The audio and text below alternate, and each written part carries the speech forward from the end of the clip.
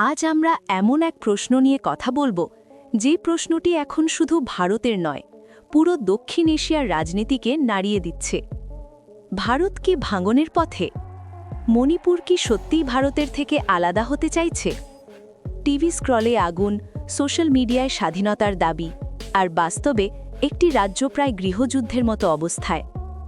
আজকের ভিডিওতে আমরা জানব ঘটনার পেছনের আসল কারণ, ইতিহাস, রাজনীতি, আর সত্যিই কি মণিপুর স্বাধীনতা চাইছে নাকি এটি অন্য কোনো গভীর সংকেত।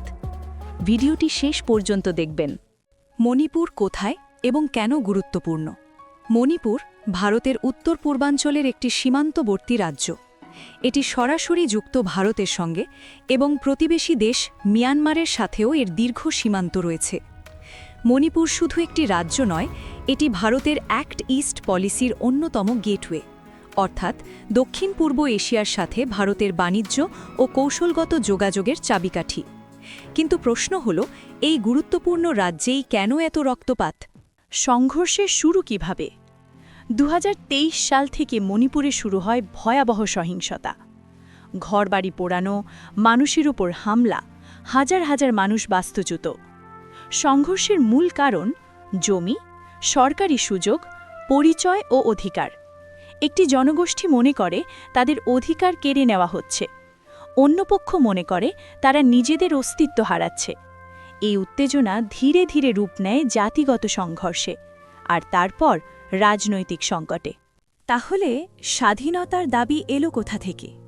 এই সহিংসতার মাঝেই সোশ্যাল মিডিয়া ও কিছু প্রতিবাদে দেখা যায়, "We want separate administration.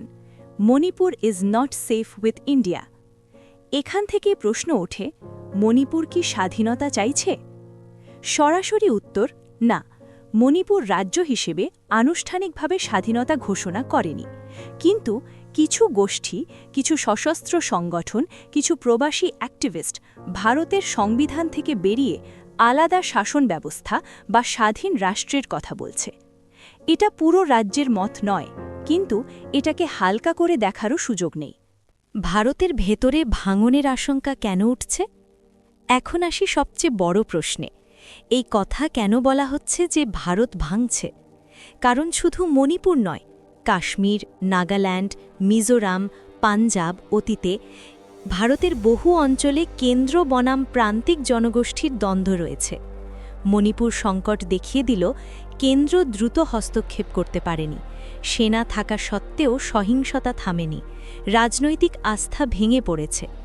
এই পরিস্থিতিতে মানুষ প্রশ্ন করছে, আমরা কি সত্যিই এই রাষ্ট্রের ভেতরে নিরাপদ? আর সেখান থেকেই জন্ম নিচ্ছে ভাঙনের আশঙ্কা। আঞ্চলিক ও আন্তর্জাতিক প্রভাব। মণিপুরের অস্থিরতা শুধু ভারতের সমস্যা নয়। মিয়ানমার সীমান্ত দিয়ে অস্ত্র ও শরণার্থী আসছে। চীন পরিস্থিতি পর্যবেক্ষণ করছে। দক্ষিণ এশিয়ার নিরাপত্তা ঝুঁকিতে। একটি রাজ্যে অস্থিরতা মানে পুরো অঞ্চলে অস্থিরতা। তাহলে শেষ প্রশ্ন, মণিপুর কি স্বাধীনতা চাইছে? কিছু গোষ্ঠী চাইছে, পুরো রাজ্য নয়। ভারত কি ভাঙছে? ভাঙছে না, কিন্তু ভেতরের ফাটল স্পষ্ট। মণিপুর আজ একটি সতর্ক সংকেত, যেখানে অবহেলা, বৈষম্য আর দেরি একটি রাজ্যকে আগুনে ঠেলে দিতে পারে। শেষ কথা, আপনার মতামত কি? এটি কি সাময়িক সংকট নাকি বড় কিছু আসছে? কমেন্টে লিখুন। ভিডিওটি ভালো লাগলে লাইক দিন, শেয়ার করুন, আর এমন ডিকোড বিশ্লেষণের জন্য চ্যানেলটি সাবস্ক্রাইব করুন।